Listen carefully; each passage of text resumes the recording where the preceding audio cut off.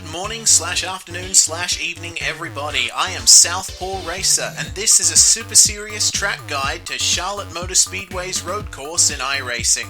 A racetrack that attempts to answer the eternal question: how do you go about making your oval track raceable for non-oval cars?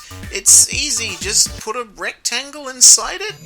In a move that shocks the racing world, the lap begins on the front stretch. Better stop daydreaming, kids, because as soon as you cross the start-finish line, you're on the brakes for turn 1. A left-hander with a chronic case of the understeers and an exit that...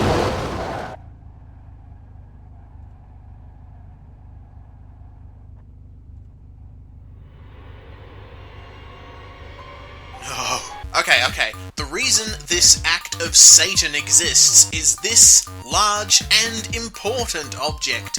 Nothing can be done about that short of uprooting it and moving it somewhere else. In fact, why don't we do that? All it's going to take is lots of time and money and resources, all of which would probably be better spent on the part of the facility that actually hosts big series. Alright then, I'll sit down and eat my head-on barrier like a good little boy, but I don't have to like it. While we're at it, the pit exit. Entering the track at 90 degrees to cars that are at speed would net you capital punishment everywhere else, but here it's perfectly okay. It's probably just as well that this track only ever makes appearances in rookie to C-class racing. No sane person could handle this for too long. On the bright side, it's an educational aid. It starts iRacers early in teaching them how to deal with bullshit. You may have noticed by now that I've spent the vast majority of this video talking about one corner on this track, and there's a reason for that. Turn 1 is just about the only noteworthy corner on this route of blandness. Not much to say. After the sweeping turn 2, you're pretty much doing a downsized Indianapolis oval in reverse. But there are a few nasty secrets. No, not that. Don't look at those! Eyes forward. The infield is augmented by features at two apexes that look like curbs, but they're just mounds of dirt that are hungry for your safety rating. If the bullshit meter wasn't already destroyed by Turn 1's walls, these pseudo-curbs would be a worthy addition to it. To add insult to injury, take a look at the current satellite image of the track.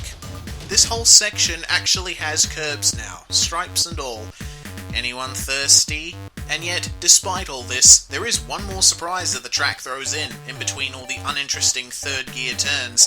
It consists of an up, and a down, and another little up. That's right, elevation change, on a combined road and oval track. But it's too little too late. After all that's come before, it's not so much a surprise as it is a grunt of acknowledgement and a raising of eyebrows. It is not enough. Nothing ever will be enough.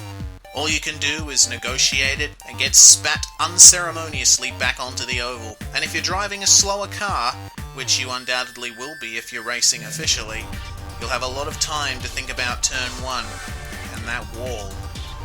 And that's it. That's all that Charlotte Motor Speedway has to offer to the unassuming roadside iRacer. Right?